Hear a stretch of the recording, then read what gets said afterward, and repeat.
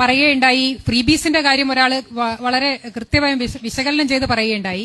KSRTCയിൽ സൗജന്യ യാത്ര എന്നൊക്കെ രാഹുലിന്റെ ഗ്യാരണ്ടി മുന്നോട്ട് വെക്കുന്നത് UDF ആണ്. ഈ കേരളത്തിലെ നിലവിലെ ഒരു സാമ്പത്തികാവസ്ഥയിൽ അതൊക്കെ പോസിബിൾ ആയിട്ടുള്ള കാര്യമാണോ? പോസിബിൾ ആയിട്ട് കോൺഗ്രസ് ഭരിക്കുന്ന സംസ്ഥാനങ്ങളിൽ നടപ്പിലാക്കി വിജയിച്ചിട്ടുള്ള പദ്ധതിയാണെന്നുള്ള കൃത്യമായ ബോധ്യത്തോടെ തന്നെയാണ് പാലക്കാടല്ല കേരളത്തിൽ മുഴുവനായിട്ട് ഇത് നടപ്പിലാക്കാൻ പോകുന്നത്. തെലങ്കാനയിലെ സാമ്പത്തിക സ്ഥിതി അല്ലല്ലോ കേരളത്തിൽ. ഇത് നടപ്പിലാക്കി കഴിഞ്ഞു കഴിഞ്ഞാൽ KSRTC ലാഭത്തിൽ തന്നെ ആവുന്നുള്ള കാര്യത്തിൽ തർക്കമൊന്നുമില്ല. ഇനി ഈ പറഞ്ഞ കാര്യത്തിൽ കുറച്ച് മറുപടികൾ പറയാനുണ്ട്. ഇവിടെ ഉമ്മൻചാണ്ടി സർക്കാർ പണിത കുറെ കല്ലുകളെ കുറിച്ച് പറഞ്ഞു.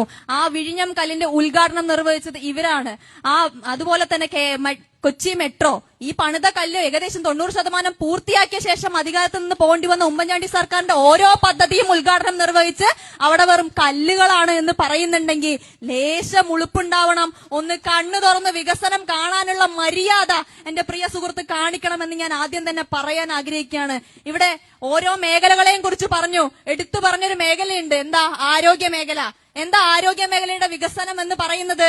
ഒന്നാം പിണറായി സർക്കാർ മറന്നുവെച്ച കത്രിക രണ്ടാം പിണറായി സർക്കാർ ഒരു കേടും കൂടാതെ പുറത്തെടുത്തു എന്നുള്ളതാണ് ഇവിടെ ആരോഗ്യ മേഖലയുടെ ഏറ്റവും വലിയ വികസനം എന്ന് പറയുന്നത്, അല്ലെ? ഇതിനപ്പുറത്തേക്ക് എന്താ ആരോഗ്യ മേഖലയ്ക്ക് പറയാനുള്ളത്?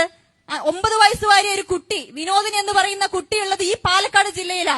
ആ കുട്ടിയുടെ കൈ പകുതി ഇല്ലാത്തത്, വലത് കൈ ഇല്ലാത്തത് ഈ ആരോഗ്യ മേഖലയിലെ സിസ്റ്റത്തിന്റെ തകരാറാ. ആ കുട്ടിയെ ഒന്ന് ആശ്വസിപ്പിക്കാനോ ഒരു കൃത്രിമ കൈവച്ചു കൊടുക്കാനോ ഇവർക്ക് സാധിച്ചില്ല.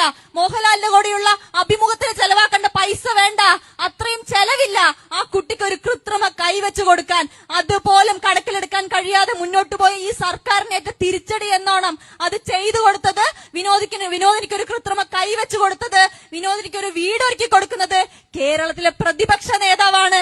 അത് പറയുമ്പോ ഇനി അങ്ങോട്ട് അധികാരത്തിൽ വന്നാൽ കേരള ജനതയ്ക്ക് ആവശ്യമായത് എന്താണ് എന്ന് മനസ്സിലാക്കി കൂടെ നിൽക്കാൻ കഴിയുന്ന ഏക സർക്കാർ അത് UDF സർക്കാരാണ് എന്ന് പറയാൻ ഞാൻ ആമുഖമായി തന്നെ ആഗ്രഹിക്കുകയാണ്. ഇവിടെ ഡോക്ടർ ഉണ്ട് എന്നൊക്കെ പറഞ്ഞു. ഇതേ ആരോഗ്യ മേഖലയിലല്ലേ ഒരു വന്ദനാദാസ് എന്ന് പറയുന്ന ഡോക്ടർ ക്രൂരമായി കൊല്ലപ്പെട്ടത്? ഇന്ന് നമ്മൾ ഇവിടുത്തെ ഹോസ്പിറ്റലിൽ പോകേണ്ടതാണ്. പ്രൈവറ്റ് ആശുപത്രിയിലെ സകലമായ നഴ്സുമാരും സമരം ചെയ്തുകൊണ്ടിരിക്കുകയല്ലേ. അങ്ങനെ ഏത് മേഖലയിലെടുത്താൽ ആരോഗ്യ മേഖലയുടെ വീഴ്ചകൾ മാത്രം പറയാൻ ഒരു ദിവസം മതിയാവില്ല എന്നതുകൊണ്ട് മാത്രം നിർത്തുകയാണ്. പിന്നെ വൈദ്യുതിയെ കുറിച്ച് പറഞ്ഞു, പവർ കട്ടില്ലെന്ന് പറഞ്ഞു. നിങ്ങൾക്കറിയോ, ഉമ്മൻചാണ്ടി സർക്കാർ ഭരിക്കുന്ന കാലത്ത് ശ്രീ ആര്യാടൻ മുഹമ്മദ് എന്താ പറയാ വൈദ്യുതി മന്ത്രി ആയിരുന്ന കാലത്ത് ഒരു കരാറിൽ ഏർപ്പെട്ടിട്ടുണ്ടായിരുന്നു. അന്ന് വൈദ്യുതിക്ക് ഒരു യൂണിറ്റ് നമ്മൾ പൈസ കൊടുത്ത് വാങ്ങിച്ചിരുന്നത് 4 രൂപ 29 പൈസക്ക് 25 വർഷത്തെ ദീർഘകാല കരാറിൽ ഒപ്പിട്ടു. അത്രയും കുറവായതുകൊണ്ട് മാത്രം കേരളത്തിൽ വൈദ്യുതി നിരക്ക് കുറച്ചു കൊടുക്കാൻ 7 വർഷം ഇവർക്ക് സാധിച്ചു. അത് കഴിഞ്ഞ് പവർ കട്ട് ഇല്ല എന്ന് പറഞ്ഞല്ലോ. ഈ പവർ കട്ട് ഇല്ലാതാവുന്നത് എങ്ങനെയാ? ഉമ്മൻചാണ്ടി സർക്കാരിന്റെ വൈദ്യുതി കോറിഡോർ എന്നൊരു പദ്ധതി ഉണ്ടായിരുന്നു. വൈദ്യുതി കേരളത്തിൽ ഉൽപ്പാദിപ്പിക്കാൻ പറ്റാത്തത് കൊണ്ട് പുറത്ത് സംസ്ഥാനങ്ങളിൽ നിന്ന് വൈദ്യുതി മേടിച്ചിട്ട് വേണം കേരളത്തിൽ വൈദ്യുതി ആവശ്യത്തിന് നടപ്പിലാക്കാൻ. അത് കൊണ്ടുവരാനുള്ള കോറിഡോർ ഉണ്ടാക്കുന്ന അടിസ്ഥാന സൗകര്യം ഇവിടെ പവർ കട്ട് ഇല്ലാണ്ടായിട്ടുണ്ടെങ്കിൽ അതിനു വേണ്ട അടിസ്ഥാന സൗകര്യം ഉണ്ടാക്കുന്നത് ഉമ്മൻചാണ്ടി സർക്കാരാണെന്ന് ഞാൻ ഉറക്കെ പ്രഖ്യാപിക്കുകയാണ്. ഇത് നിങ്ങൾക്ക് രേഖകളിൽ നിന്ന് മനസ്സിലാക്കും. ഇനി പെൻഷന്റെ കാര്യം പറഞ്ഞു. ഉമ്മൻചാണ്ടി സർക്കാർ ഇവിടെ പെൻഷൻ കൊണ്ടുവന്നില്ല എന്നൊക്കെ പറഞ്ഞിട്ടുണ്ടായിരുന്നു, അല്ലേ? ഉമ്മൻചാണ്ടി സർക്കാരാണ് പെൻഷൻ 300 രൂപയിൽ നിന്ന് 400 രൂപ ആക്കുന്നത്. VS അച്യുതാനന്ദന്റെ സർക്കാർ ഇറങ്ങിപ്പോകുന്ന അവസാന ഘട്ടത്തിലാ. ആ 400 രൂപ കൊടുക്കുന്നത് ഉമ്മൻചാണ്ടി സർക്കാരാ. ആ 400ൽ നിന്ന് 500 ആക്കുന്നതും 600 ആക്കുന്നതും ഉമ്മൻചാണ്ടി സർക്കാരാ.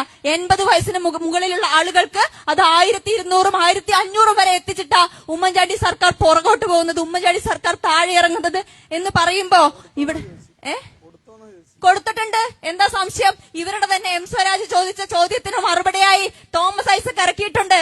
നിയമസഭാ രേഖയാ, KPCC ഓഫീസിൽ നിന്ന് ഇറക്കിയിട്ടുള്ള രേഖയല്ല. എഴുത്തും വായനയും അറിയുമെങ്കിൽ അതൊന്ന് പോയി പഠിച്ചു നോക്ക്. 3 മാസത്തിൽ കൂടുതൽ പെൻഷൻ കുടിശ്ശിക ഉമ്മൻചാണ്ടി സർക്കാരിന്റെ കാലത്ത് ഉണ്ടായിരുന്നു എന്ന് തെളിയിക്കാൻ നിങ്ങൾക്ക് സാധിക്കുമെങ്കിൽ അത് ഞാൻ ഒന്ന് കാണട്ടെ. അത് തെളിയിക്കാൻ ഇത്ര കാലമായി നടപ്പിലാക്കാൻ കഴിയാതെ വെറുതെ മുണ്ടച്ചുരുട്ടും ഉടായ്പുമായിട്ട് കടന്നു വരല്ലേ പ്രിയ സുഹൃത്തെ എന്ന് പറയാൻ ഞാൻ ആഗ്രഹിക്കുകയാണ്. അതുപോലെ തന്നെ വിഴിഞ്ഞത്തിന്റെ കാര്യം പറഞ്ഞു, കൊച്ചി മെട്രോയുടെ കാര്യം പറഞ്ഞു. ഇത്തരത്തിലുള്ള വലിയ രീതിയിൽ ഉമ്മൻചാണ്ടി സർക്കാർ കൊണ്ടുവന്നിട്ടുള്ള രീതിയിലുള്ള വികസന പദ്ധതികൾ പോലെ ഒരെണ്ണമെങ്കിലും കൊണ്ടുവരാൻ ഇവരെ കൊണ്ട് സാധിച്ചിട്ടുണ്ടോ എന്ന് ഞാൻ തിരിച്ചു ചോദിക്കാൻ ആഗ്രഹിക്കുക.